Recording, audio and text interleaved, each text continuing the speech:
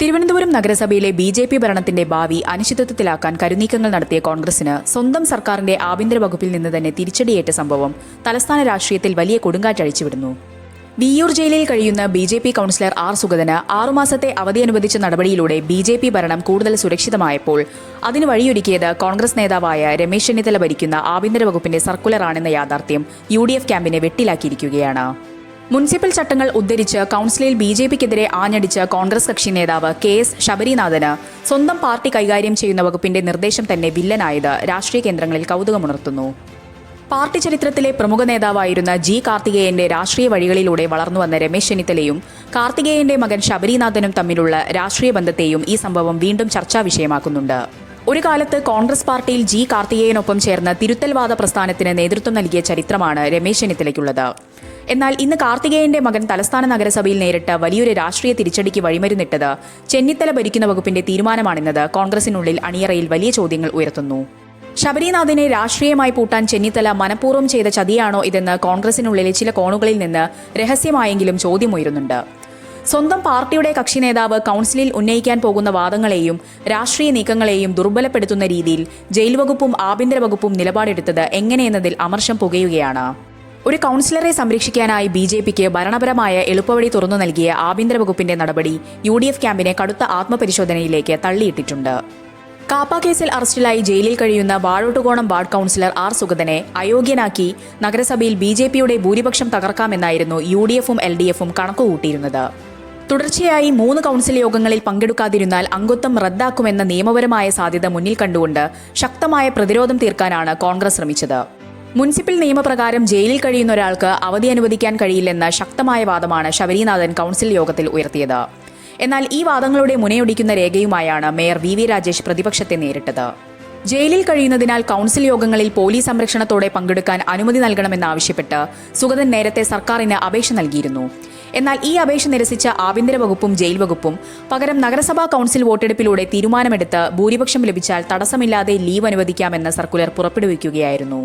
അങ്ങനെ വന്നാൽ കൗൺസിലർ സ്ഥാനം സുരക്ഷിതമായിരിക്കുമെന്നും ആഭ്യന്തര വകുപ്പ് അറിയിച്ചു. ജയിൽ സൂപ്രണ്ട് മുഖേന സുഗതൻ സമർപ്പിച്ച അപേക്ഷയ്ക്ക് നിയമപരമായ സാധുത നൽകിയത് ആഭ്യന്തര വകുപ്പിന്റെ ഈ നിലപാടായിരുന്നു. കൗൺസിൽ യോഗത്തിൽ മേയർ വി. രാജേഷ് ഈ സർക്കുലർ വായിച്ചു കേൾപ്പിച്ചതോടെ കോൺഗ്രസ് കക്ഷി നേതാവ് ശബരിനാഥൻ പൂർണ്ണമായും സ്തബ്ധനായി പോകുന്ന കാഴ്ചയ്ക്കാണ് നഗരസഭ സാക്ഷ്യം വഹിച്ചത്.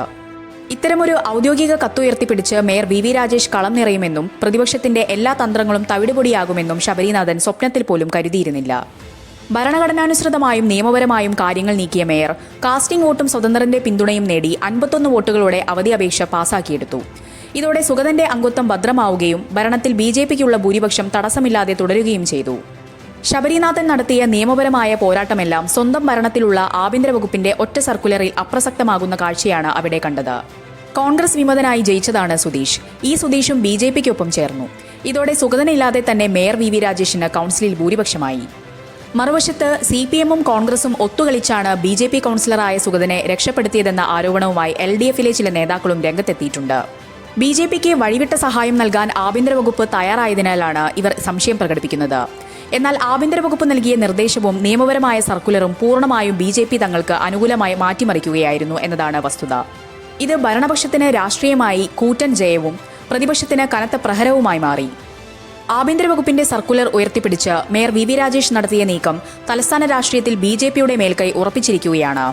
തൃശൂർ വിയ്യൂർ ജയിലിലെത്തി സത്യപ്രതിജ്ഞ ചെയ്യിപ്പിച്ചത് മുതൽ സുഗതന്റെ കൗൺസിലർ സ്ഥാനം നിലനിർത്തുന്നതുവരെയുള്ള ഓരോ ഘട്ടത്തിലും ബി.ജെ.പി. കാണിച്ച രാഷ്ട്രീയ ജാഗ്രതയ്ക്ക് മുന്നിൽ കോൺഗ്രസ് തന്ത്രങ്ങൾ പരാജയപ്പെടുകയായിരുന്നു. സർക്കാരിന്റെ സർക്കുലർ ഉപയോഗിച്ച് തന്നെ സർക്കാരിനെയും പ്രതിപക്ഷത്തെയും ഒരേപോലെ മുട്ടുകുത്തിക്കാൻ വി. രാജേഷിന് സാധിച്ചു. ഈ അപ്രതീക്ഷിത നീക്കത്തോടെ തിരുവനന്തപുരം നഗരസഭയിൽ ഉടനടി അട്ടിമറി നടത്താമെന്ന യു.ഡി.എഫിന്റെയും എൽ.ഡി.എഫിന്റെയും മോഹങ്ങളാണ് തകർന്നടിഞ്ഞത്. ഈ വിഷയം ഭാവിയിൽ പ്രതിപക്ഷം കോടതിയിലേക്ക് കൊണ്ടുപോയാലും ആഭ്യന്തര വകുപ്പ് തന്നെ ഇറക്കിയ സർക്കുലറും കൗൺസിലിൽ നേടിയ ഭൂരിപക്ഷ തീരുമാനവും ചൂണ്ടിക്കാട്ടി പ്രതിരോധിക്കാൻ ബി.ജെ.പിക്ക് സാധിക്കും. ചുരുക്കത്തിൽ നിയമപോരാട്ടത്തിനുള്ള എല്ലാ വഴികളും സ്വന്തം വകുപ്പിന്റെ സർക്കുലറിലൂടെ ചെന്നിത്തല തന്നെ അടച്ചുപൂട്ടി എന്ന അവസ്ഥയിലാണ് കോൺഗ്രസ് ഇപ്പോൾ. സ്വന്തം സർക്കാരിന്റെ ആഭ്യന്തര വകുപ്പ് നൽകിയ നിർദ്ദേശം തിരിച്ചടിയായി മാറിയതോടെ കെ.എസ്. ശബരിനാഥന് നഗരസഭാ കൗൺസിലിൽ നേരിടേണ്ടി വന്നത് കരിയറിലെ തന്നെ ഏറ്റവും വലിയ തിരിച്ചടികളിലൊന്നാണ്. ബി.ജെ.പിയെ താഴെയിറക്കാൻ തന്ത്രങ്ങൾ മെനഞ്ഞ ശബരിനാഥൻ സ്വന്തം നേതാവിന്റെ വകുപ്പ് തന്നെ ബി.ജെ.പിക്ക് രക്ഷാകവചമൊരുക്കിയത് കണ്ടുനിൽക്കേണ്ട അവസ്ഥയിലായി. വരും ദിവസങ്ങളിൽ തിരുവനന്തപുരം കോർപ്പറേഷനിലെ ഈ വോട്ടിംഗും ആഭ്യന്തര വകുപ്പിന്റെ സർക്കുലറും കോൺഗ്രസിനുള്ളിലെ ആഭ്യന്തര തർക്കങ്ങൾ കൂടുതൽ രൂക്ഷമാക്കുമെന്ന് ഉറപ്പാണ്.